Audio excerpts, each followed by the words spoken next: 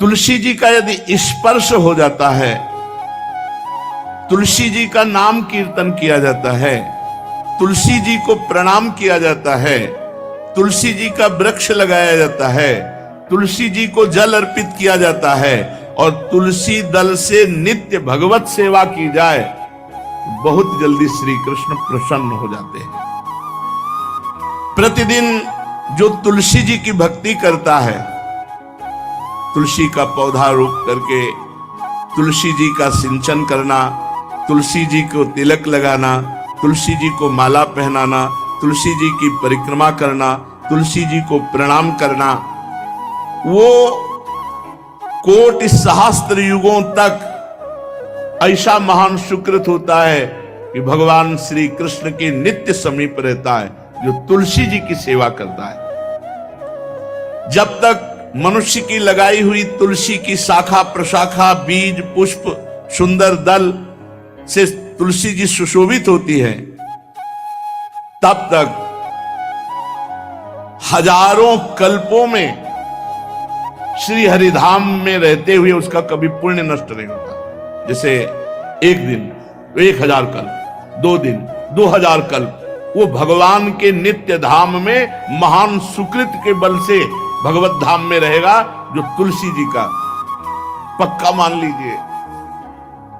जब स्वयं में थे तो तुलसी जी रोपण करके तुलसी जी का एक वन लगाया और रोज नवीन नवीन मंजरी तुलसी दल लेकर प्रभु के चरणों में, कहीं न कहीं तुलसी जी की कृपा हुई। वृंदावन, ये वृंदा अधिष्ठात्री देवी वृंदावन की है, इनकी कृपा के बिना हे चंद्रादने संपूर्ण पत्रों और पुष्पों को जो उतार करके सम्मान पूर्वक पहले प्रार्थना करनी चाहिए, हे वृंदा देवी, हे तुलसी जी, भगवान श्री हरि की पूजा के लिए या प्रियाजू की पूजा के लिए हम आपके कुछ मंजरी कुछ दल लेकर के सेवा करना चाहते, आप कृपा करके मुझे दीजिए, और फिर उतार दें। ऐसे नोचना नहीं, बहुत सम्मान से बहुत प्यार से, तो तुलसी जी प्रसन्न होती है। जो मनुष्य तुलसी दल से श्री हरि की पूजा करता है, कोई भी पाप उसका स्पर्श नहीं कर सकता। पूर्व में किया हुआ कोई भी पाप उसको दंड नहीं मिलेगा, जो तुलसी जी की आराधना नित्य करता है। अब इतना जल भी ना चढ़ा दे, मार पुण्य हो जाए और तुलसी जी अंतर ध्यान, अनुकूल जल, जैसे मान लो गमले पे हैं तो इतना बड़ा तांबे का रोज उससे चढ़ा, अब भर के लोटा चढ़ा दोगे 2-4 दिन में अंतर ध्यान हो जाएंगे तुलसी जी। बहुत विवेक से जरूरत है, मतलब भारी पुण्य होगा। अब इतना बड़ा लोटा रोज जल चढ़ाओगे तो 2-4 दिन में पीली होके अंतर ध्यान हो जाएंगे। इतना जल, अनुकूल जल चाहिए, एक तांबे का छोटा सा लिया, ऐसे रोज डालो, उसमें कोई फर्क नहीं, और गमला उठाकर धूप में विराजमान करो। सेवा का मतलब क्या है? जो तुलसी जी को जल अर्पित करके तुलसी जी की सेवा करता है, हरि चिंतन करता, कभी कोई पाप उसका स्पर्श नहीं कर सकता। 100 भार सोना, 400 भार चांदी,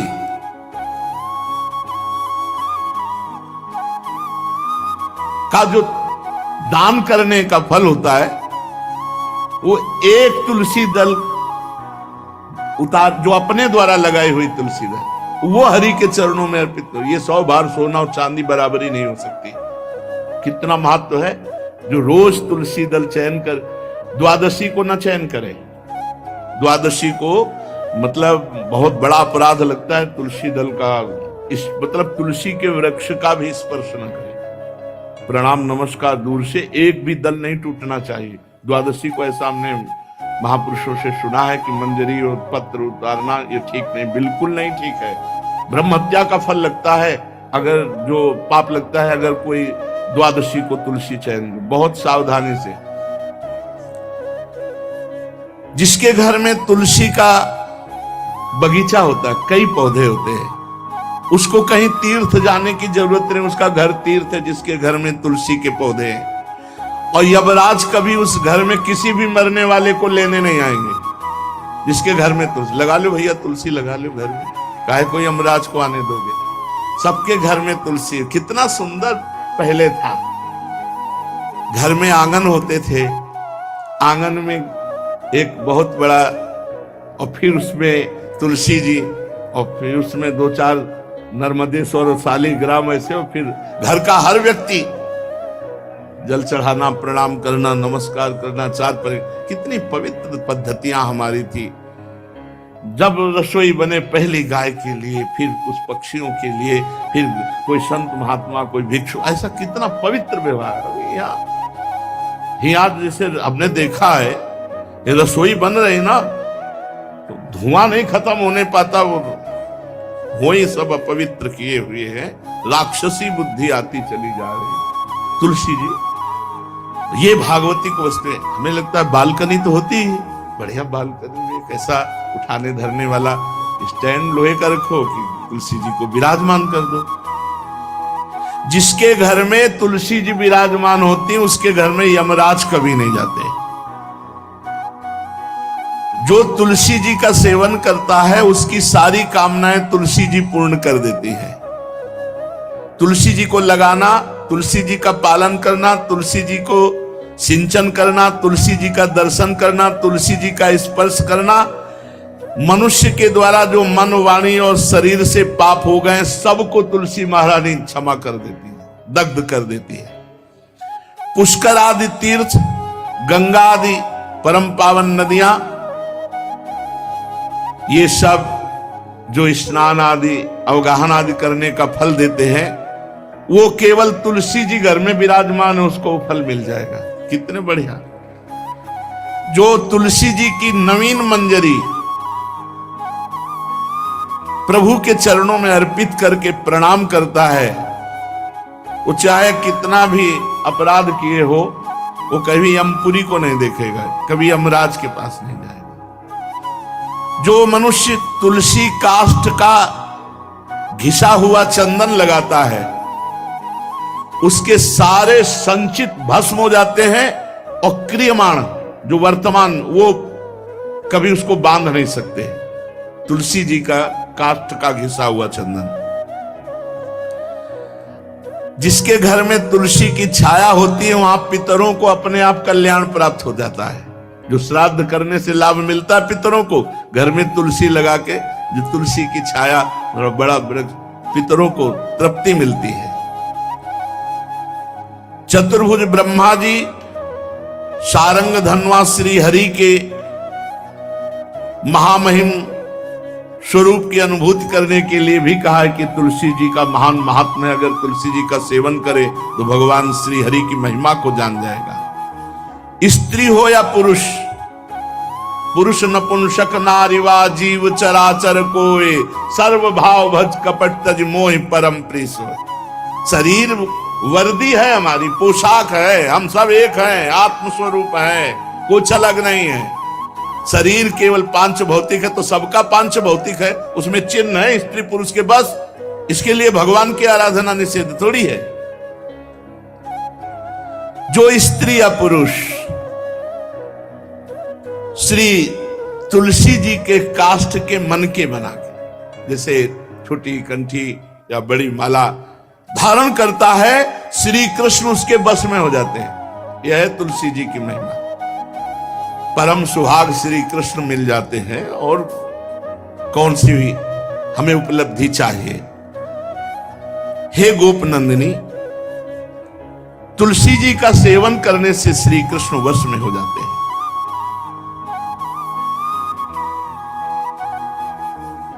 जो तुलसी की माला से नाम जप करता है, काउंटर वाली बात को स्मृति के लिए भाई है, हम निषेध नहीं करते, नहीं बहुतों के भजन बंद हो जाएंगे, पर हम इतनी महिमा जरूर बता देते हैं कि तुलसी माला से जो नाम जप किया जाता है, उससे आध्यात्मिक सिद्धि बहुत जल्दी होती है। गुरुदेव भगवान कहते जो अंगुलियों से रगड़ होती है मन का से, उसमें आध्यात्मिक ऊर्जा शक्ति तुलसी माला से। प्लास्टिक पर भाई करो, निषेध नहीं कह रहे, बंद हो जाएगा वो भी राधा राधा कहना, वो हमें बंद नहीं करना। हम कह रहे तुम जैसे बने वैसे करो, लेकिन माला का बहुत बड़ा प्रभाव है। तुलसी परम पवित्र भगवान श्री हरि की प्रिया, और उनके काष्ठ को जब हम ऐसे ऐसे नाम के साथ, विशेष ऊर्जा शक्ति, आध्यात्मिक शक्ति हम में जागृत होती है। हो सके जिनको ऐसा बन सके तो छोटी एक वो आती है सुमिरनी, उसको रख लो, अपनी जेब में रख लो, उससे करो। और नहीं है तो भैया तुम इसी से करो, नाम जप करो, भाव को भाव अनक सो, नाम जपत मंगल दिस दसो। सुंदर सुंदर तुलसी जी के वृक्षों के समीप बैठ करके जो अनुष्ठान किया जाए वो बहुत लाभदायक। श्रीमद् भागवत का, गोपाल सहस्त्र नाम का कोई भी पाठ तुलसी जी के समीप विराजमान करके किया जाए, आचार्य को बुला करके तुलसी पूजन करना चाहिए, विविध प्रकार के अनुष्ठान। अरे तभी तो सब मंगल होता है। पहले था, हमने देखा है, 4 बजे माताजी दरवाजे के सामने लीपती, रोज का काम। जो पुराने घरों में देहरी के आगे आके 4 बजे लीप करके वहां अपना चौक पूर के दीपक जला, क्या पवित्रताएं थी, क्या मंगल था।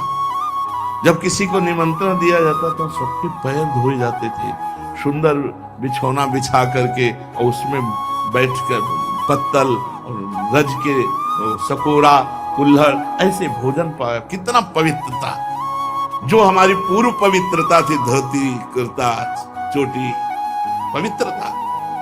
अगर बाहर जा रहे तो पैजामा कुर्ता, ऐसे बहुत पवित्र पोशाकें थी, पवित्र आचरण थे, पवित्र खान पान था। घर में जाओ तो एक पवित्रता, एक किसी भी घर में ऐसा नहीं था कि देव मूर्ति न विराजमान हो, किसी भी घर में ऐसा नहीं था तुलसी जी विराजमान न हो, 1-2 गाय जरूर होती थी, पवित्रता।